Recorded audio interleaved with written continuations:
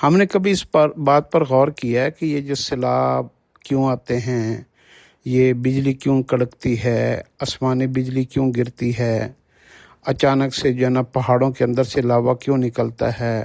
سمندر کیوں بکھر جاتے ہیں، اور چیزوں کو اچانک آگ کیوں لگ جاتی ہے، اور یہ تیز آندھیاں اور ہوا کے جھکڑ کیوں چلتے ہیں۔ قرآن پاک کے اندر ہے کہ اللہ رب العزت کی جتنی مخلوقات ہیں نا،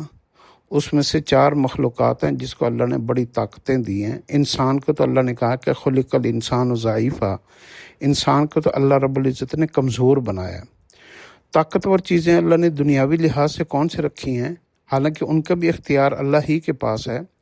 اس میں ہوا ہے، جب وہ تیز چلتی ہے تو یہ بڑے بڑے طاقتوروں کو ہوا میں آسمانوں پہ لے جا کر نیچے پٹخ دیتی ہے، تو ہوا کے ذریعے سے بھی قوموں کو عذاب دیا گیا ہے۔ تو ہوا ایک طاقتور چیز ہے اللہ کی جو ہے نا طاقتوں کے اندر سے ایک نمونہ ہے چھوٹا سا۔ اسی طریقے سے آگ ہے، آگ ہر چیز کو جلا کر راکھ کر دیتی ہے۔ اسی طریقے سے لوہا ہے، لوہا جو ہے وہ بڑی بڑی جو ہے نا وہ چیزوں کو جو ہے نا وہ زیر کر دیتا ہے۔ اور یہ پانی ہے، پھر پانی بڑی بڑی چیزوں کو بہا دیتا ہے۔ تو یہ 4 چیزیں نا بڑی طاقتور چیزیں ہیں۔ تو پہلے تو یہ سمجھنا چاہیے کہ یہ اللہ کی طاقتور مخلوقات میں سے ایک مخلوق ہے۔ پھر یہ سیلاب کیوں آتے ہیں؟ ایک تو اللہ کی طاقت کا کرشمہ، اللہ کی طاقت کا مظہر۔ اللہ کے پاس جتنے بھی، جیسے اللہ کا حلم ہے نا، تو اللہ کا حلم بھی ہمیں دنیا میں نظر آتا ہے کہ رحم نظر آتا ہے، اللہ کی رحمانیت نظر آتی ہے، اللہ کا غفور الرحیم ہونا نظر آتا ہے، اللہ کی مہربانیاں نظر آتی ہیں، اللہ کی نعمتیں نظر آتی ہیں، اللہ کی باقی ساری صفات میں نظر آتی ہے نا۔ ایسے ہی اللہ کی طاقتوں کا بھی ظہور دنیا میں ہونا ہوتا ہے۔ تو ہم سمجھتے ہیں کہ یہ عذاب ہے، ہر وقت یہ عذاب نہیں ہوتا، یہ اللہ کی طاقتوں کا ظہور ہوتا ہے، اللہ کی طاقتوں کی ایک جھلک ہوتی ہے، روشنی ہوتی ہے کہ انسان کو پتہ چلے کہ طاقتور ذات صرف اور صرف اللہ کی ہے، اور اللہ اپنے طاقت کی کوئی بھی سبب، چھوٹا سا بھی سبب استعمال کرے تو مخلوقات ساری کی ساری بے بس ہو جاتی ہیں۔ تو اس لیے جو ہے نا یہ ہمارے اوپر یہ ساری آفات کیوں آتی ہیں، اس کی ایک وجہ ڈھونڈنی چاہیے۔ سب سے بڑی وجہ جو ہے نا، جو ایک مسلمان کا عقیدہ ہے، وہ تو یہ ہے کہ یہ اللہ کے حکم سے آتی ہیں۔ کوئی بارشیں کا برسنا،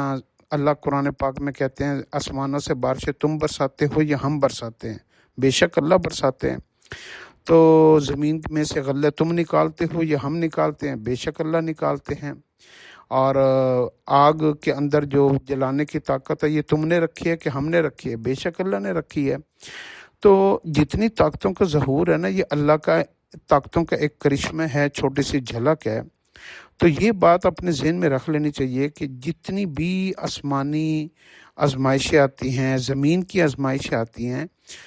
بنیادی بات اپنے ذہن میں مسلمان کے عقیدے کے اندر یہ رکھنی چاہیے کہ یہ اللہ کے حکم سے ہیں۔ اگر کوئی بندہ یہ سمجھے نا، ساری عمر یہ سمجھتے سمجھتے لوگوں کی گزر جاتی ہے کہ یہ بارش ہوئی تھی، ادھر پانی اکٹھا ہو گیا، ادھر دریا ابھر آئے، ادھر یہ ہو گیا، ادھر جو ہے نا آسمانی بجلی گر گئی،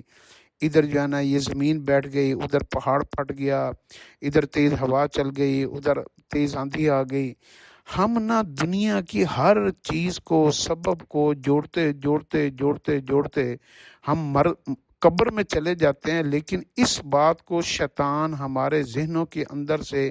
کہ میں بیٹھنے نہیں دیتا یہ بات کہ نہیں، یہ اللہ کے حکم سے ہوا ہے، یہ اللہ کے حکم سے ہوا ہے، یہ اللہ کے حکم سے ہوا ہے۔ تو ایک تو کبھی بھی ہر وقت فوری طور پر یہ نہ کہہ دیا کریں کہ یہ اللہ کا عذاب ہے، یہ ہماری سب سے بڑی بدگمانی ہے۔ ہر بات اللہ کا عذاب نہیں ہوتے۔ ایک تو کوئی ایسی نہیں ہے کہ یہ اللہ کا عذاب ہے، اللہ کی طرف سے آزمائشیں بھی ہوتی ہیں، اللہ کی طاقتوں کا ظہور بھی ہوتا ہے۔ ہم نعمتوں کو ہر وقت جو ہے نا وہ دیکھتے ہیں کہ یہ ہے، یہ ہے، اور ہم اللہ کی طاقتوں کی جب کوئی بات آ جائے تو ہم ساتھ ہی اس کو جو ہے نا وہ اللہ کا عذاب کہہ دیتے ہیں۔ یہ ناشکری کے بہت بڑے بول ہوتے ہیں۔ شیطان ہمارے دماغوں کے ساتھ، ہمارے لفظوں کے ساتھ، ہماری سوچوں کے ساتھ، ہماری باتوں کے ساتھ کھیل کر اس آزمائش کے اوپر جو اجر عظیم ملنا ہوتا ہے، اس کے اوپر جو صبر کے اوپر جو نا وعدے ہیں اللہ پاک کے، اس آزمائش کے بدلے میں جو ہمیں نعمتیں ملنی ہوتی ہیں ان ساری چیزوں سے محروم کرنے کے لیے ہمارے منہ سے ایسے ایسے کلمات بول الفاظ نکالتا ہے کہ اللہ رب العزت کو جو ہے نا وہ بجائے اللہ کی رحمت جوش مارے، ہم الٹا جو ہے نا اپنی باتوں کے اوپر ہماری پکڑ ہونے کا وقت آ جاتا ہے۔ تو ایک تو اپنے لفظوں کو، اپنی زبان کو، اپنی باتوں کو، اپنے الفاظ کو لگام ڈالیں کہ ہر بات کے اوپر ایک فکر کہنا چھوڑ دیں یہ اللہ کا عذاب ہے، یہ ان کے گناہ ہیں، یہ فلان ہے، یہ ڈھمکان ہے۔ یہ صرف اور صرف اللہ کا حکم ہے اور اللہ کی طرف سے آزمائش ہے۔ اور اللہ پاک قرآن پاک میں کہتے ہیں اولا یرون انہم یفتنون فی کل عام مرتن او مرتین، آپ دیکھتے نہیں کہ ہم جو ہے نا ان کے اوپر سال میں کبھی ایک دفعہ، مرتن ایک دفعہ کہتے ہیں اور مرتین 2 دفعہ کہتے ہیں، کبھی ایک دفعہ اور کبھی 2 دفعہ آزمائش بھیجتے ہیں تاکہ ہم دیکھیں کہ کون ہماری طرف رجوع کرتا ہے اور کون جو ہے نا ہماری جو ہے نا حکموں کا انکار کر دیتا ہے۔ تو یہ اللہ کی طرف سے آزمائش ہوتی ہے، یفتنون کہتے ہیں اللہ کی طرف سے آزمائش ہے۔ اور اللہ ہر وقت آزمائش میں انسان کو ڈال کر اس کی آخرت کو سنوارنا چاہتے ہیں، اس کے امتحان ایمان کا ٹیسٹ لیتے ہیں۔ تو ان آزمائشوں کے اوپر سب سے پہلے اگر انسان اللہ کی طرف رجوع کر لے تو یہ ساری آزمائشیں آسان بھی ہو جاتی ہیں اور انسان ان میں سے گزر بھی جاتا ہے۔ اور اگر انسان 1 کروڑ باتیں کر لے اور اللہ کے ساتھ رجوع نہ کریں تو یہی آزمائشیں پھر مصیبت کا، پریشانیوں کا، مشکلوں کا ذریعہ بن جاتی ہیں اور انسان ان آزمائشوں سے نکل بھی نہیں سکتا، اور اس کے بدلے میں جو نقصان ہوا ہوتا ہے، جو اس کی ریکوری کے اللہ کے سارے وعدے ہیں، اس کے بدلے اور اس کے انعامات کے وعدے ہیں، انسان ان انعامات سے بھی محروم ہو جاتا ہے۔ تو اس لیے سب سے بڑی جو انسان کی آزمائش ہے نا وہ ہے صبر اور حوصلہ، اور اس کے اوپر جو ہے نا اس آزمائش کے اندر اللہ کی طرف رجوع، اللہ کے ساتھ صلح، اپنے گناہوں کے اوپر توبہ، شرمندگی، احساس ندامت، اور اس آزمائش میں سے نکلنے کی ساری تدبیریں۔ اکیلے تدبیر کریں گے، اللہ سے صلح نہیں کریں گے تو نکل نہیں پائیں گے۔ آپ یقین کر لیں انسان کے اوپر جب بھی کوئی مشکل آتی ہے نا، اگر جو بندہ ان میں سے اللہ کی طرف رجوع کرتا ہے، صلح کرتا ہے، استغفار کرتا ہے، معافی مانگتا ہے، نماز پڑھتا ہے اور اللہ سے پھر وعدہ کرتا ہے کہ یا اللہ اب نہیں کروں گا، تو اللہ اس کے دماغ کو، ذہن کو، سکون کو، عقل کو نا ایک سکون دیتے ہیں، ٹھہراؤ دیتے ہیں، اور اس کی سوچنے سمجھنے کی اور تدبیر کرنے کی اور اس حالات سے لڑنے کی جو صلاحیت ہے عقلی، کیونکہ سب سے بڑی طاقت انسان کے پاس عقلی صلاحیت ہے، اس نے کس چیز کا کیسے استعمال کرنا ہے۔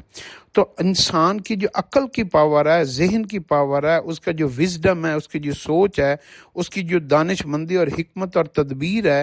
اس کا معیار بہت زیادہ اوپر بڑھ جاتا ہے، اور پھر ساتھ اللہ کی مدد مل جاتی ہے، ساتھ اللہ فرشتوں کے ذریعے سے مدد کرتے ہیں انسان کی، اور پھر ساری دنیا کے اسباب اللہ رب العزت جو ہے نا اس بندے کی مدد کے ساتھ لگا دیتے ہیں، اور یوں جو ہے نا یہ انسان اس آزمائش سے بہت جلدی نکل آتا ہے۔ اور اگر انسان جو ہے نا اللہ کے ساتھ رجوع نہ کرے، صلح نہ کرے، توبہ نہ کرے، استغفار نہ کرے، نماز نہ پڑھے، قرآن نہ پڑھے، اور حال ڈالنا شروع کر دے، بین کرنا شروع کر دے، رونا پیٹنا شروع کر دے، مال کے اوپر جو ہے نا نقصان کے اوپر جو ہے نا واویلا شروع کر دے، تو اللہ رب العزت اس کی عقلی صلاحیتوں کو، اس کی دماغ کی صلاحیتوں کو اللہ پاک جو ہے نا وہ بند کر دیتے ہیں۔ اور آپ نے اکثر دیکھا ہوگا مالوں کے نقصانوں کے اوپر لوگ اکثر جو ہے نا وہ اونچی وین کرنا شروع کر دیتے ہیں، کچھ لوگ پاگلوں جیسی کیفیات ان کی ہو جاتی ہیں، کچھ اپنا توازن کھو بیٹھتے ہیں، کچھ صدمے میں چلے جاتے ہیں، کچھ ڈپریشن میں چلے جاتے ہیں۔ تو وہ پھر سارے ان حالات سے ان کی جو عقلی صلاحیت ہے نا وہ زیرو ڈیڈ ہو جاتی ہیں، اور ان کو سمجھ نہیں آتی کہ وہ کیا کریں، اور پھر ان سے اس مشکل سے نکلنے کی جو تدبیریں ہوتی ہیں نا جو انہیں کرنی چاہیے وہ نہیں کر پاتے، اور یوں جو ہے نا وہ ایک مشکل میں پڑ کے نا مزید کئی مشکلوں میں وہ پڑ جاتے ہیں۔ تو اس لیے جو ہے نا آزمائش آنے کا مطلب یہ ہے کہ انسان سب سے پہلے اللہ کے ساتھ صلح کرے اور پھر تدبیر کے پیچھے پڑ جائے، تو پھر جو ہے نا انسان آزمائش سے بہت جلدی نکل آتا ہے۔ اللہ ہمیں اس کی سمجھ عطا فرمائے۔